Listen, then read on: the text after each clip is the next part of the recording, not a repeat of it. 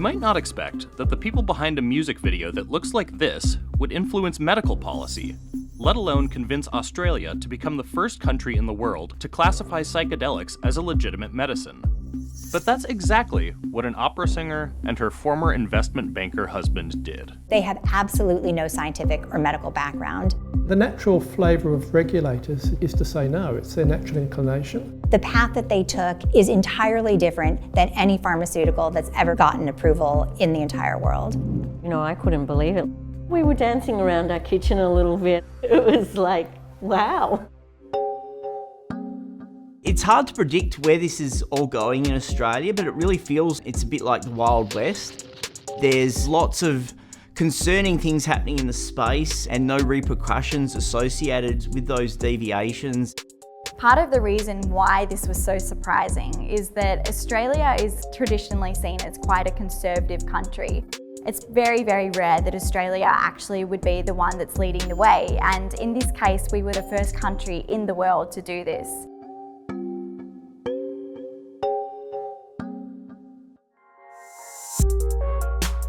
Australia has not formally approved MDMA and psilocybin for post-traumatic stress disorder and treatment-resistant depression. What they've done is they've rescheduled the compounds and acknowledged their medical benefits. And they're allowing psychiatrists, approved psychiatrists, to prescribe them for patients. That's something that's not happening anywhere else in the world. Psychedelic drugs have been used for centuries. The real breakthrough in the West came in the 1950s when there was an article in Life magazine that brought it to the attention of the pharmaceutical industry. Along with the promise of psychedelic therapies, there was a backlash. They became associated with counterculture and things like Vietnam War protests. And Richard Nixon really cracked down in his war on drugs. At that point, psychedelic use really went underground.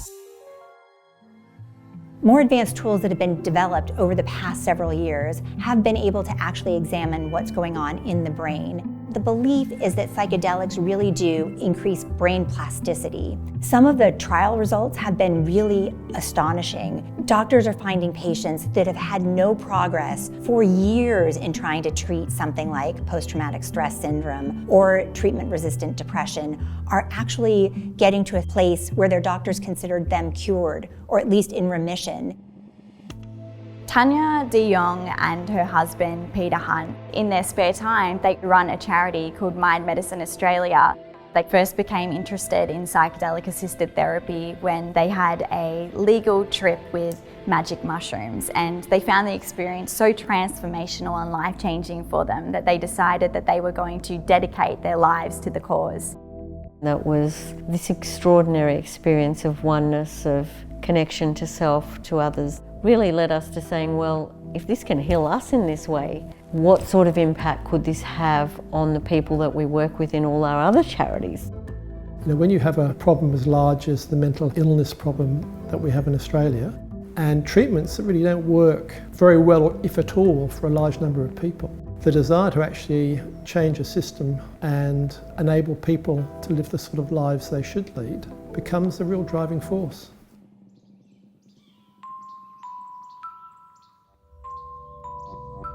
There's the conversations happening around the potential of psilocybin and MDMA to be effective treatments for millions of Australians suffering from depression and PTSD. And yet at the same time, people are dying at festivals from MDMA or other drugs that are contained in ecstasy.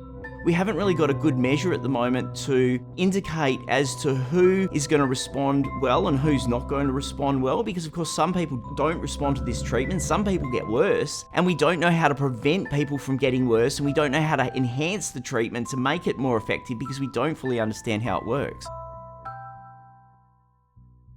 Breathing in, and here we go. Keep going.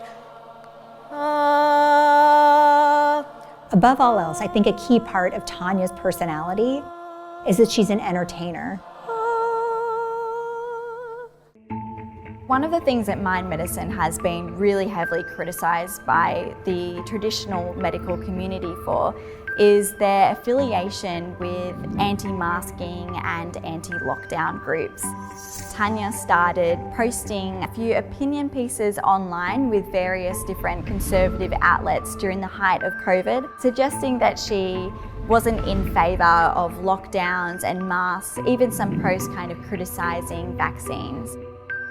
They've come up against those who have been working in this industry for years, really grinding, scientifically proving the benefits, proving that the risks aren't greater than those benefits so that it could be really rolled out widely.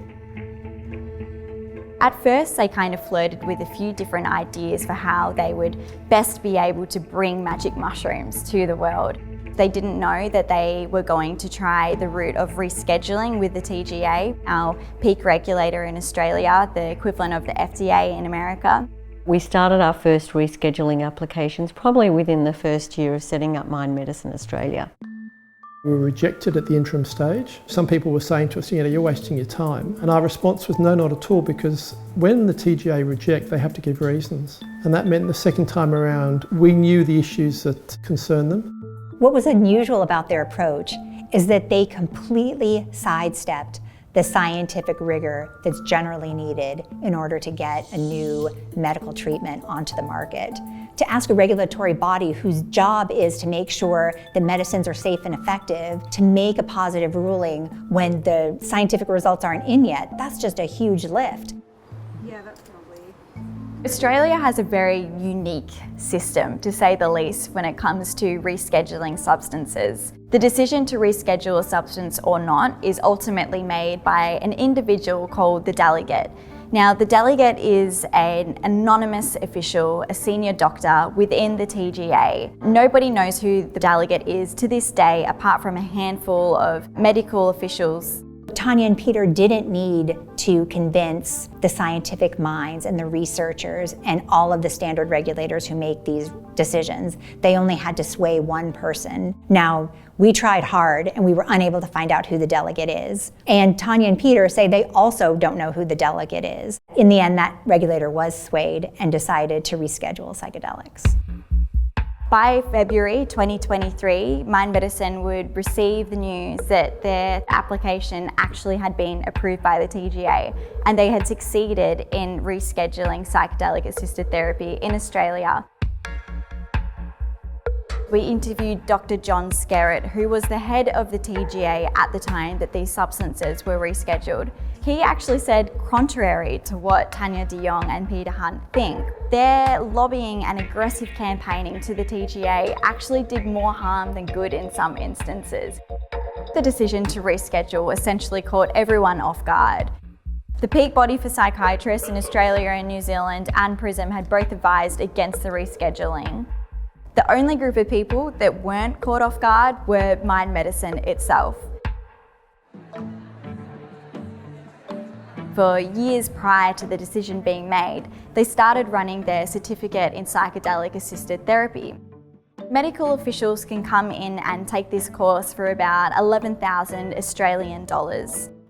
As far as is this a viable training approach, there really isn't a lot of other training available. And this is one area where Australia really will be able to become first in the world. Tuesday was the first time I'd prescribed MDMA for someone to assist them with therapy. And so it was a full day. It's pretty intense, obviously most intense for the patient. The patient had a lot of interesting experiences where they could sort of experience a lot of the feelings that they'd blocked up for a long time, pushed away, some difficult memories that they had also kind of packed away. But it did go as I expected. I've been seeing this person for a while in therapy, and the person definitely made some breakthroughs in that day. In retrospect, I think it had to be someone like them. Like, I'm a doctor, I understand something about trauma and trying to help people with trauma and difficult emotional experiences. I don't know anything about trying to market something or networking or pushing something through. I'm cautiously optimistic about the rollout of these therapies post the TGA decision. I think we will see some negative media in the near future, as either patients are harmed as a consequence of the treatment, the outcomes that they receive are not aligning with their expectations. They skipped a lot of the steps that you would traditionally take to be able to get this application put through. They didn't go through the phase 3 trials, they went through rescheduling instead. There is huge hope, and we'll see if the reality lives up to that hype, but we're going to get the answers.